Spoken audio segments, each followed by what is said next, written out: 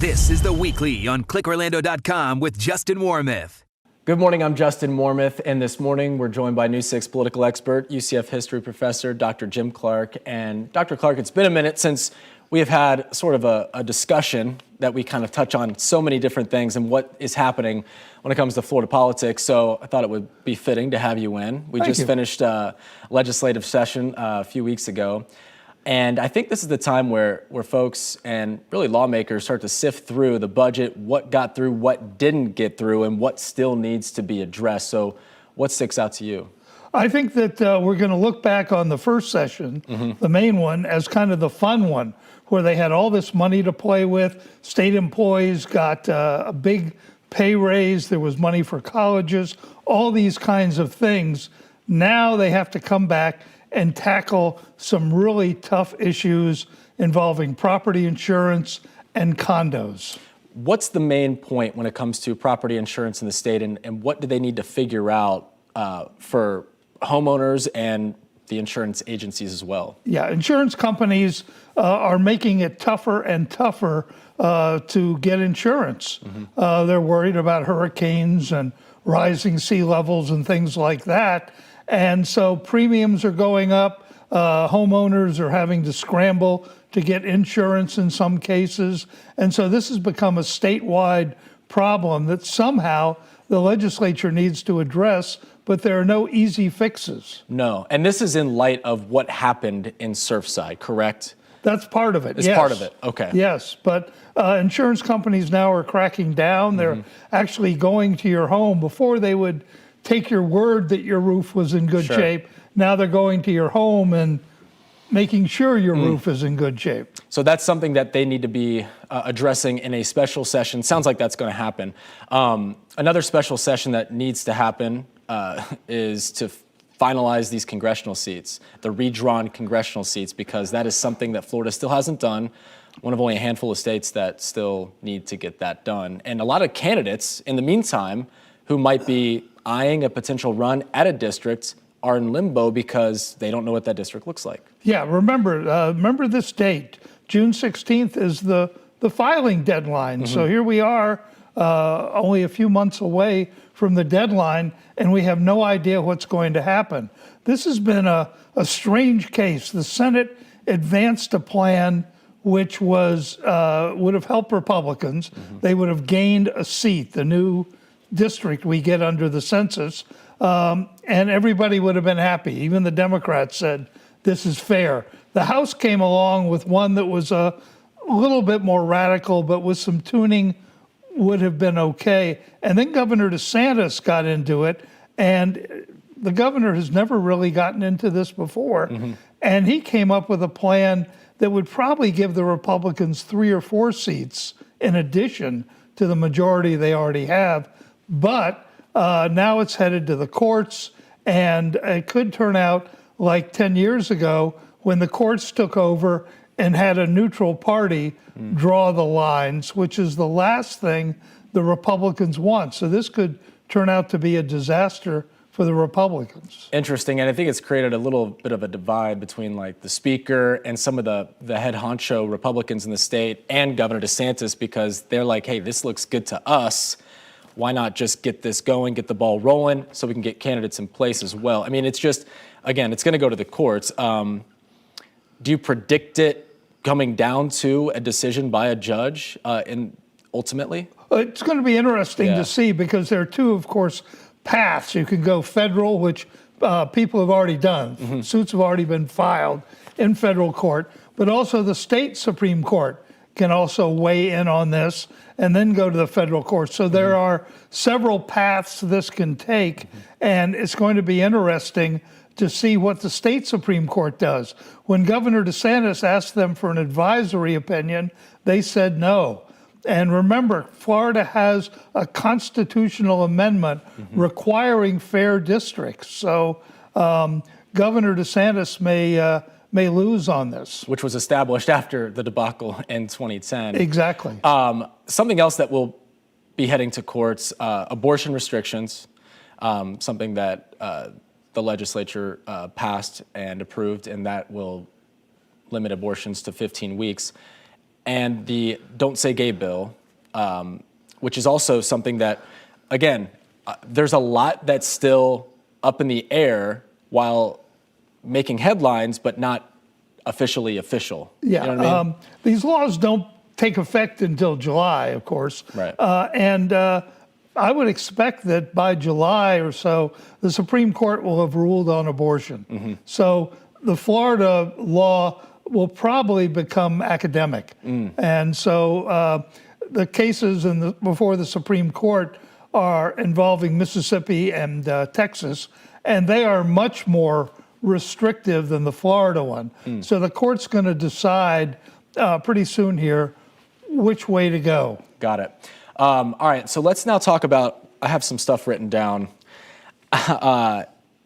Something that congressionally up in Congress that they decided on that impacts a lot of people, everyone. And something that we have discussed before is daylight saving time and staying on daylight saving time. Did you think that, I mean, it wasn't a surprise because every year it seems like this bill is filed by Senator Marco Rubio, but it got through and now it's going to the House. It got through unanimously, right, which surprised me because, the Earth revolves around the sun, not the other way around. Right. We cannot increase the number of daylight hours. We can only shift them. Florida is closer to the equator. We get more daylight than, say, Maine does in the winter. So it's not going to be a huge problem for us. But in northern states, you're going to have a lack of sunlight until 8, 9 in the morning. Remember, Richard Nixon tried this 50 years ago, and it was a disaster because you had school children being killed. They were going to school in pitch darkness. Parents were complaining. And on the other end, it didn't help that much in the north. It still got dark around 6 o'clock. So after it passed the Senate, you're now seeing some pushback from the House of Representatives, people saying, wait a minute, slow down here. This is not a great idea. So it's going to be interesting. A number of newspapers, the Wall Street Journal, which is very conservative, has come out against this. So I think you're going to have a lot of people, especially in the North, saying, wait a minute, I don't want to go to work when it's pitch black. I think a lot of senators woke up a little groggy after the time change, and so they're like, yeah, do it. Yeah. But this is something that at the state level that lawmakers have discussed. It doesn't, it doesn't make a ton of sense for Florida to stay on a time when the Eastern Seaboard is changing their clocks every year. You know what I mean? Like, to be, yes. that throws a whole new problem at it. Yeah, and people don't realize that if they leave it up to the states, right. Florida, the legislature has already voted to do it. So we would be in a different, if you will, time zone than the rest of the East Coast. So it means you'd be starting work at 3 in the morning. Correct. All your favorite sporting events start later, and we're already complaining about the late start time, at least I am. Yeah. But yeah, that's another factor to it. So while it passed unanimously, seems like there's still some ways to go. And it's something that, I think everyone likes to talk about. But Dr. Clark, stick right there. We do have to take a short break. We'll have more with Dr. Jim Clark right after this. Stay with us. This is The Weekly on clickorlando.com with Justin Warmoth.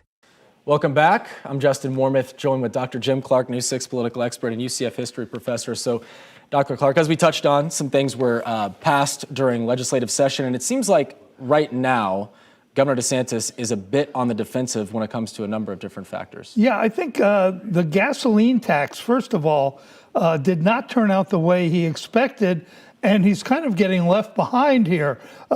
He was the first, this is back last fall, to propose a gas tax holiday, and he proposed 5-6 months, which would have really helped people now. Instead, the legislature passed one for October, and we don't even know what gas prices will be like. But now the governors of Maryland and Georgia have suspended their gas tax. And instead of being the leader and the creator of this idea, Governor DeSantis is going to kind of look like a afterthought. So I think he's really missed a chance to lay out a good victory. Republicans in the state legislature point to that being a down year or down season for tourism, so that's why they are enacting it then. But to your point, there's no crystal ball. We don't know what gas prices will look like in October, and so the need really is now when we're experiencing record high gas prices, and Democrats will say this is a political play going into the midterms. Yeah, it's the month right before November, the election, right. And so I think that the governor missed the boat here. Although he proposed more, but he couldn't convince the legislature to go along with it. And already we're seeing gas prices coming down, and so it's that may not be an issue in October. In the meantime, he is sparring with Disney, and it's over the "Don't Say Gay" bill, and so that is a whole nother. I mean, I think if you're looking at the two, that one's really getting the play right now. We just had a walkout at Disney employees, and the sparring between him and Bob Chapek continues.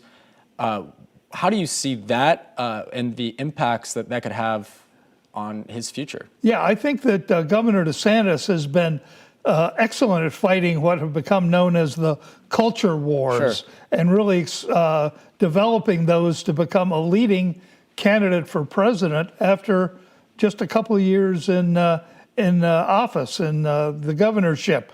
The problem is, first of all, the legislation does not say "don't say gay," and yet the anti-forces have been tremendously successful at getting everyone in America to call it that. It simply says you cannot put sexual orientation into the curriculum, but everybody is calling it the "Don't Say Gay" bill. And it has made Disney take a stand. It's made other companies take a stand.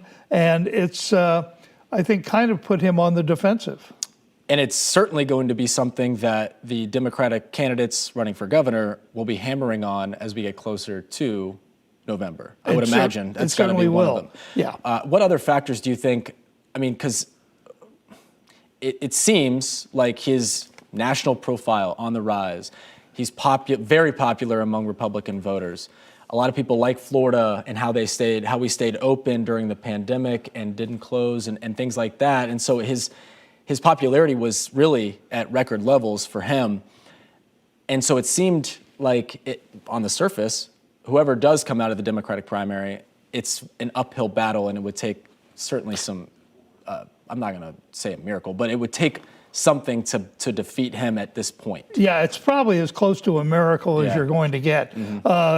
If it's Charlie Crist or Nikki Fried, whoever wins the nomination, first of all, the governor has an unbelievable war chest. He may have $70 million going into the campaign.